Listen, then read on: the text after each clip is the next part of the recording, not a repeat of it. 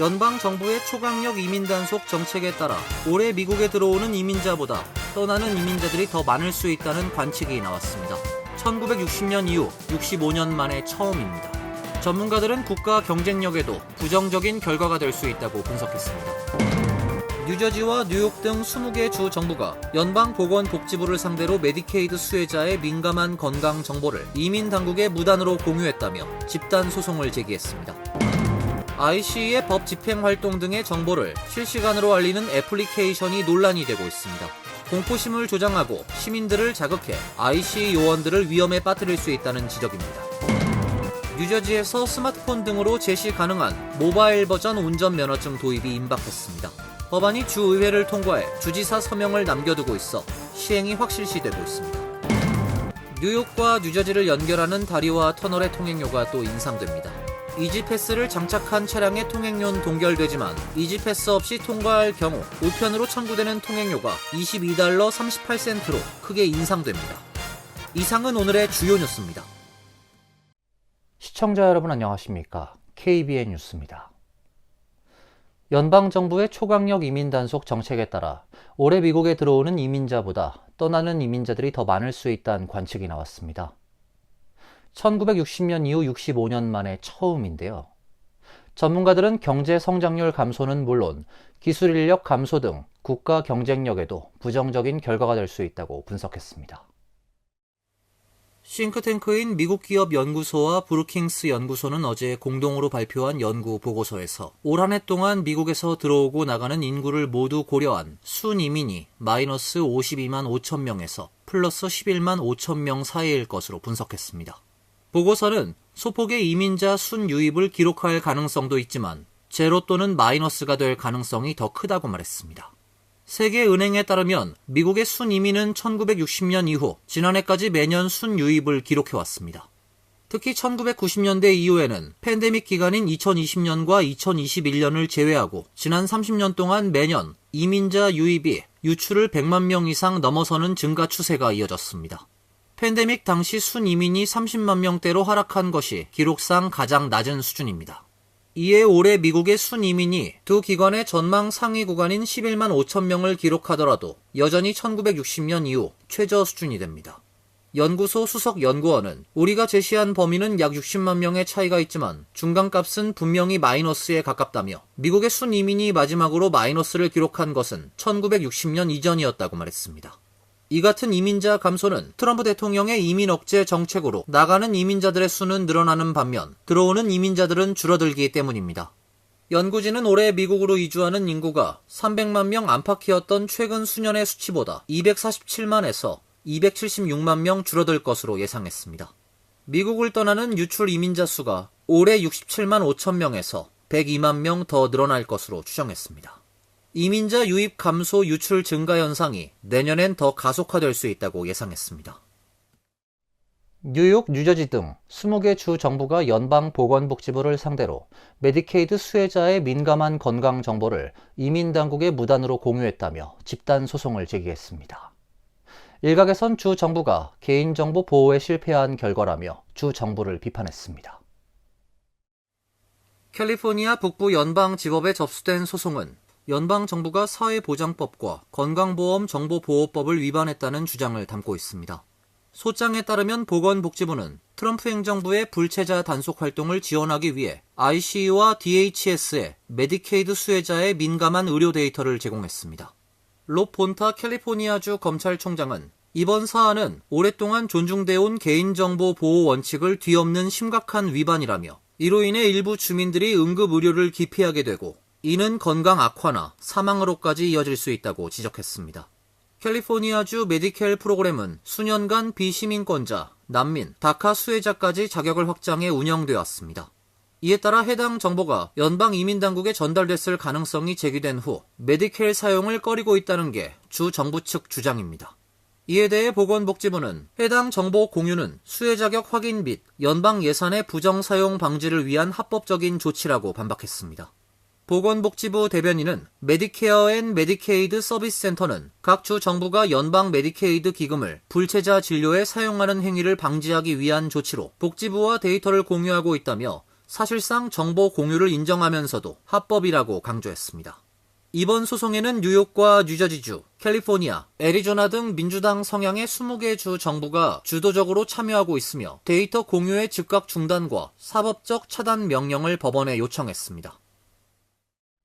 ICA의 법 집행 활동 등의 정보를 실시간으로 알리는 애플리케이션이 논란이 되고 있습니다. 이 앱이 공포심을 조장하고 시민들을 자극해 ICA 요원들을 위험에 빠뜨릴 수 있다는 지적입니다. CNN은 어제 2만 명 이상이 ICA 요원들의 활동 정보를 알리는 ICA 블락이란 앱을 사용하고 있으며 이 중 다수는 최근 대규모 불체자 단속이 이루어진 LA 지역 주민들이라고 보도했습니다. 이 앱은 불체자 단속 활동을 알리는 일종의 경보 앱으로 ICA 요원 위치, 경찰 차량 등의 움직임 등을 표시해 이용자들에게 전달합니다. 이와 관련 ICA 측은 앱 사용을 자제해 줄 것을 당부하고 있습니다. ICA의 토드 라이언스 국장 대행은 이 앱은 연방법 집행기관 요원들을 사실상 표적으로 삼게 하는 것이라며 이로 인해 ICA 요원들을 대상으로 한 폭행 사건이 500%나 증가한 상태라고 말했습니다. 이 앱은 게임 개발자인 조슈아 아론이 제작했습니다. 아론은 CNN과의 인터뷰에서 이 앱은 지역 사회를 위한 서비스 목적으로 만든 것이라며 정보 제공이나 알림 목적으로만 사용될 뿐 폭력을 조장하거나 법 집행을 방해할 목적으로 이용해서는 안 될 것이라고 말했습니다. 뉴저지에서 스마트폰 등으로 제시 가능한 모바일 버전 운전면허증 도입이 임박했습니다. 법안이 주의회를 통과해 주지사 서명을 남겨두고 있는데요. 입법이 확실시되고 있습니다. 뉴저지 주의회는 지난 30일 모바일 운전면허증 발급 허용 법안을 통과시켰습니다. 주의회 문턱을 넘은 모바일 운전면허증 법안은 필 머피 주지사에게 송부됐으며 주지사도 지지 입장을 밝힌 바 있어 최종 입법이 확실시됩니다. 모바일 운전면허증 법안은 주 차량국에서 모바일 기기로 제시 가능한 운전면허증 발급을 허용하는 것이 골자입니다. 기존의 플라스틱 카드 형태 대신 디지털 버전의 운전면허증 사용이 인정되는 것입니다. 일반 운전면허증은 물론 임시면허증과 오토바이 면허증도 디지털 버전으로 발급되게 됩니다. 현재 미국에서 뉴욕과 델라웨어 등을 비롯해 13개 주가 모바일 운전면허증 발급 및 사용을 허용하고 있습니다. 연방교통안전청에 따르면 일부 주의 모바일 운전면허증은 특정 공항과 연방기관에서 사용할 수 있습니다. 뉴저지에서는 지난 2015년부터 자동차 보험증을 모바일 기기로 제시가 가능해졌고 2023년부터는 모바일 버전 차량 등록증 발급이 시작됐습니다.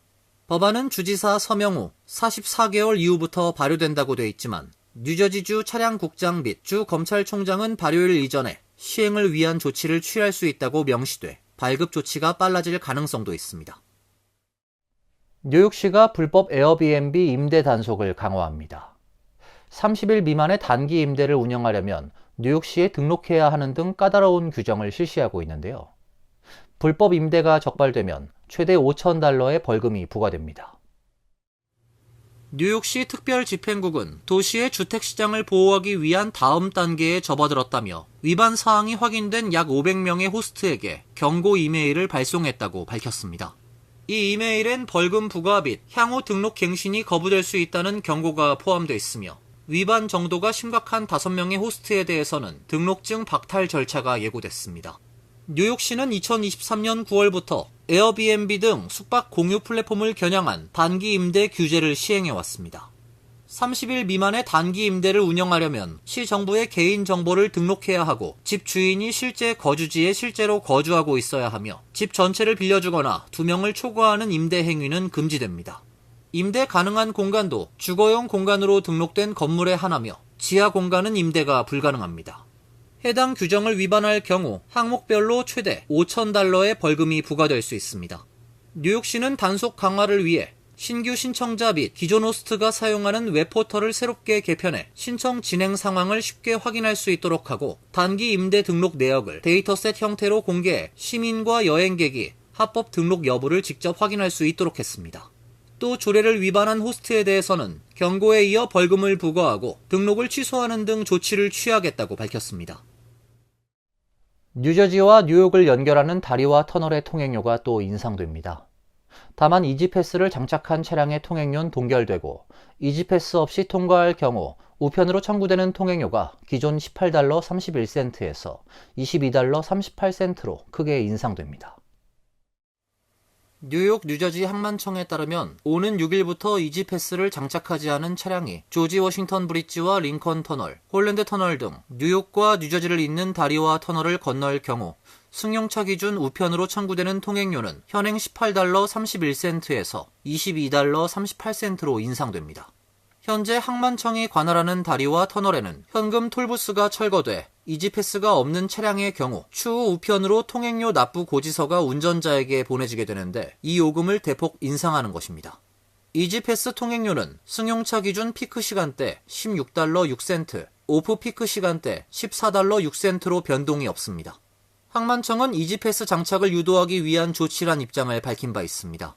항만청은 또 6일부터 이지패스가 있지만 톨부스 판독 문제 등으로 인해 결제가 이루어지지 않아 우편으로 통행료가 청구되는 경우에는 $18 72센트의 통행료가 부과된다고 밝혔습니다.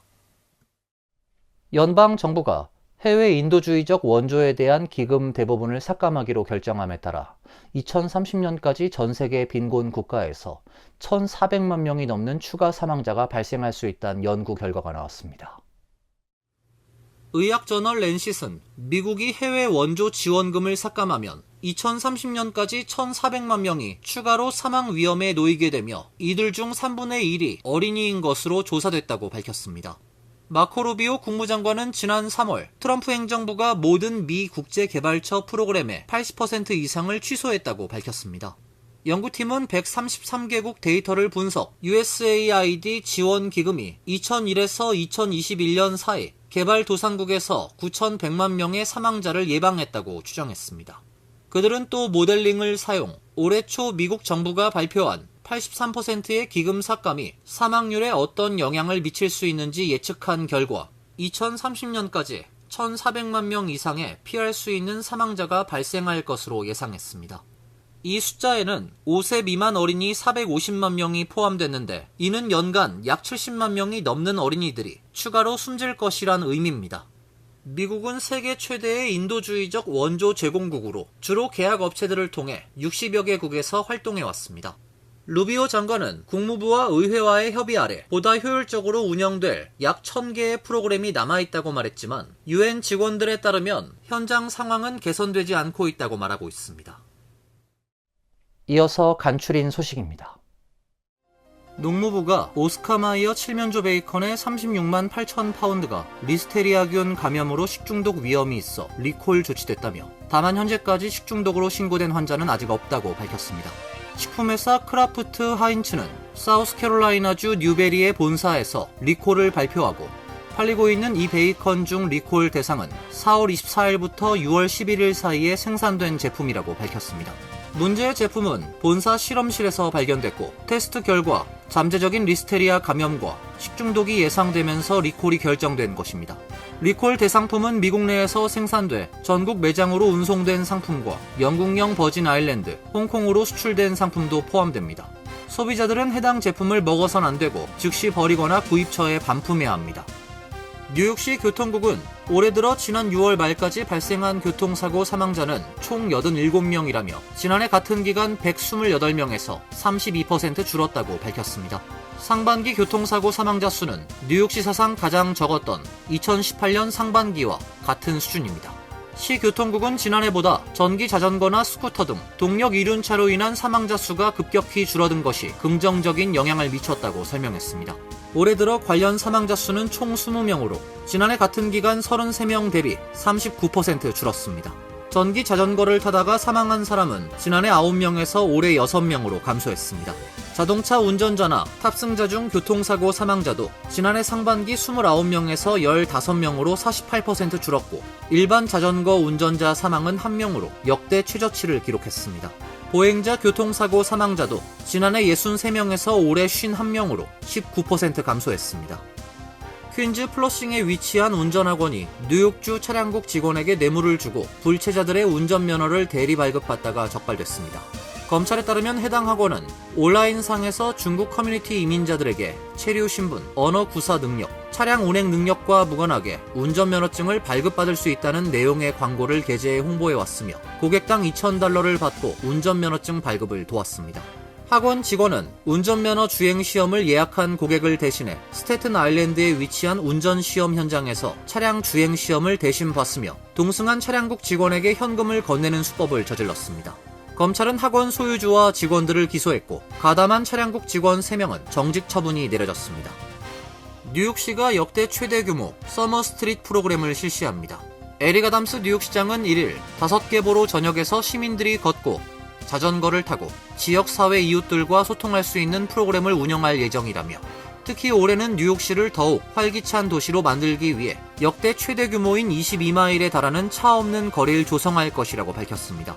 서머 스트릿 프로그램은 차량을 통제한 도심 거리에서 뉴요커들이 다양한 문화 행사와 야외 활동을 즐길 수 있도록 마련된 것으로 2008년 시작된 이래 코로나19 시기를 제외하고 매년 개최됐습니다.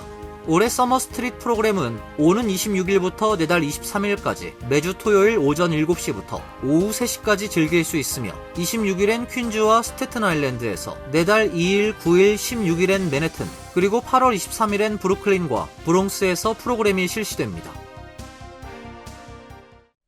환율과 증권 소식입니다.